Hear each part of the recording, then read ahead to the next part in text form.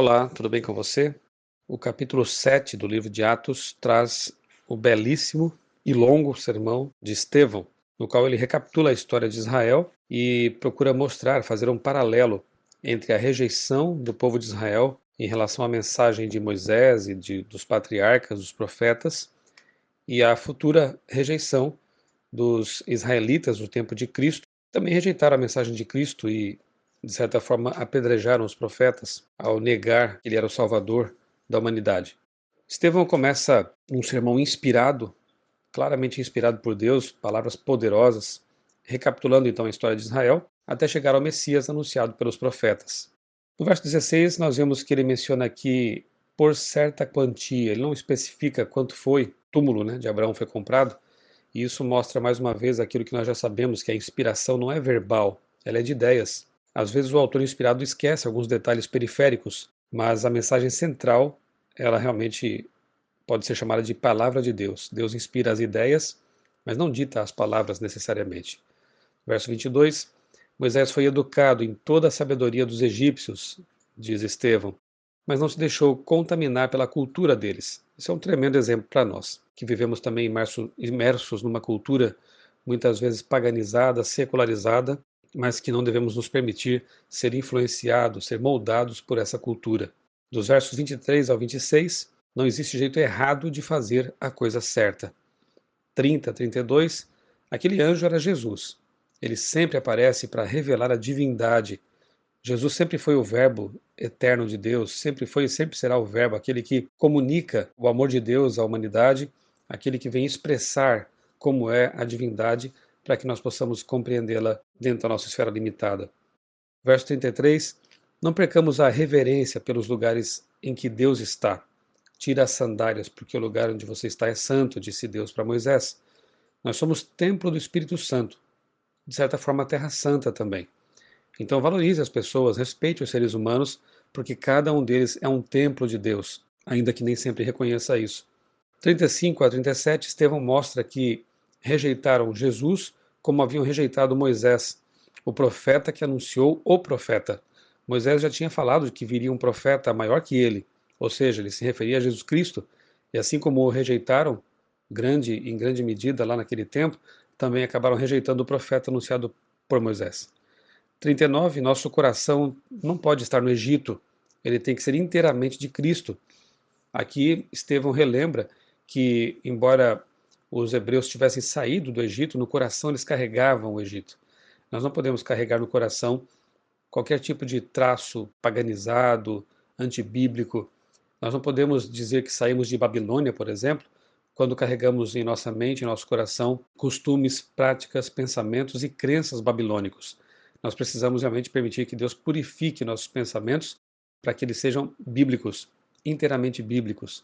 Versos 42 e 43, quando estão longe de Deus, os seres humanos adoram qualquer coisa, até os astros. O vácuo deixado pelo abandono da verdadeira adoração convida à adoração de ídolos fabricados pelo ser humano. Se Deus não preencher a sua vida, se Deus não for o objeto, a pessoa adorada por você, alguma outra coisa será adorada. No nosso tempo, talvez possam ser posses, poder, prazeres, outras pessoas. Não permitamos que isso aconteça. Que Deus preencha realmente a nossa necessidade de adoração e de reverência. Verso 50. Não foram as minhas mãos que fizeram todas essas coisas, diz o Senhor. Tremenda frase criacionista. Reconhecimento de que Deus é o Criador de todas as coisas. Estevão aqui relembra palavras de Deus em que Deus afirma isso. Ele é o Criador de tudo. 51 e 52. Quem despreza os profetas de Deus resiste ao Espírito Santo. Infelizmente, aqueles que pregam a palavra de Deus, a Bíblia em sua inteireza, a mensagem que Deus deixou, padecerão perseguições. Mas Deus prometeu que estaria ao lado dessas pessoas, as protegendo, as guardando e, se for o caso, durante a perseguição e até a morte, estando ao lado delas, garantindo-lhes a vida eterna. 52 e 53. Não basta receber ou conhecer a lei de Deus, é preciso obedecer à lei de Deus, obviamente. Pessoas cheias do Espírito vivem com os olhos no céu, como aconteceu com Estevão. Depois, nos versos 44, 55 e 56, Estevão menciona o santuário terrestre e termina contemplando Jesus no santuário celestial.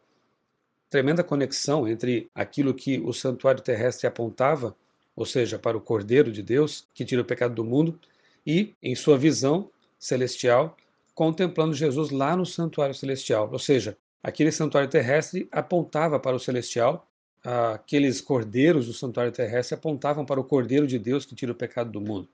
Os judeus daquele tempo insistiam nas ofertas do santuário, insistiam no cerimonial do santuário e esqueceram de ver ou deixaram de entender que Jesus era o Cordeiro apontado por aquelas cerimônias. Estevão conecta as duas realidades. Versos 56 e 57, Jesus estava em pé, contemplando o amor e a coragem de seu povo. É triste quando as pessoas tapam os ouvidos para não ouvir a verdade. 58. Imagine o encontro de Estevão com Paulo no céu. Paulo estava ali, junto com aqueles que estavam apedrejando o primeiro mártir cristão, Estevão. Paulo, ele segurou as roupas, as capas daqueles que estavam matando Estevão. Ele consentiu com a morte de Estevão. Estevão não sabe o que aconteceu com aquele homem que se chamava Saulo, aquele perseguidor de cristãos. Por isso é interessante imaginar realmente quando houver a ressurreição dos mortos, Estevão for levantado da sepultura, Paulo também, e os dois se encontrarem. Estevão saber que seu testemunho foi poderoso no sentido de transformar a vida de Paulo. E quando pensamos em Paulo, e vamos falar mais dele no futuro ainda, no livro de Atos, porque o livro escrito por Lucas relata muita coisa a respeito de Paulo, nós veremos que o testemunho de um filho de Deus, de um servo de Deus, é algo muito importante. E teremos muitas surpresas nos céus, com certeza, ao ver ali pessoas que foram tocadas, foram influenciadas para o bem e usadas pelo Espírito Santo para transformar vidas.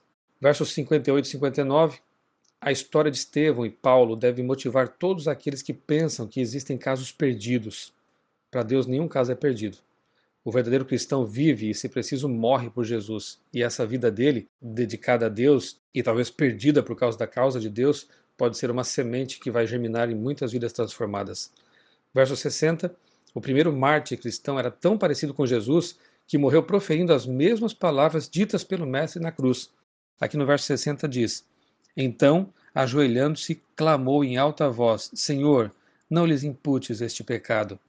Exatamente as palavras de Cristo na cruz ao perdoar seus algozes. Estevão era tão parecido com Jesus, era tão íntimo de Cristo que imitava Jesus em tudo, inclusive aqui nas últimas palavras proferidas antes de ser morto por apedrejamento. E verso 60 ainda: Para os filhos de Deus, a morte é um sono, do qual despertarão para a vida eterna. Lucas aqui narra a morte de Estevão e diz: com estas palavras, adormeceu.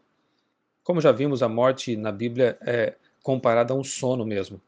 As pessoas que morrem em Cristo despertarão num piscar de olhos, digamos assim, como se tivesse passado apenas alguns segundos, embora possam ter se passado vários anos, no caso de Estevão, praticamente 2000 anos.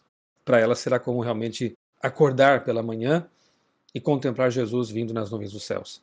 Estevão vai despertar da sepultura, vai acordar de seu sono, porque ele foi fiel a Deus. E há um verso aqui, que talvez tenha passado despercebido por muitas pessoas, o verso 58, ele afirma mais uma vez a divindade de Cristo. Aqui diz que apedrejaram Estevão, que invocava o Senhor e dizia: Senhor Jesus, recebe o meu espírito. Em Eclesiastes capítulo 12, verso 7, é dito que aqueles que morrem têm o corpo devolvido ao pó, o pó volta ao pó, e diz que o espírito volta a Deus que o deu. Espírito na Bíblia, no hebraico é ruach, e no grego é pneuma, ou seja, simplesmente fôlego ou vento. É a nossa energia vital, aquilo que nos faz viver, nos torna vivos, é dado por Deus. O interessante é que em Eclesiastes, Salomão diz que esse fôlego, esse espírito, ele volta para Deus. E aqui, em Atos 7, Estevão disse que o espírito dele voltaria para Jesus. Para quem volta, afinal? Para Deus ou para Jesus? Tanto faz, porque nós já entendemos pela Bíblia claramente que Jesus era Deus.